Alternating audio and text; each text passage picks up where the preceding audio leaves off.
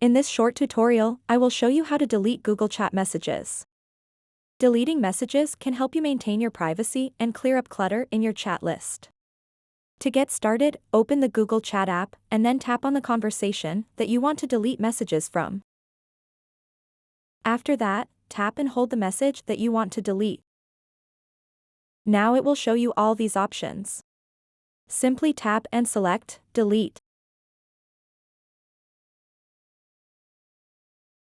Tap Delete one more time to confirm it. That message is now permanently deleted from the conversation, but other people can see that it was deleted. So that wraps up this tutorial. If you have any questions about this whole process, please let me know in the comments section below. And if this video helped you out, please give it a big thumbs up and subscribe to this channel for more tutorial videos like this one. Thank you so much for watching and have a good day.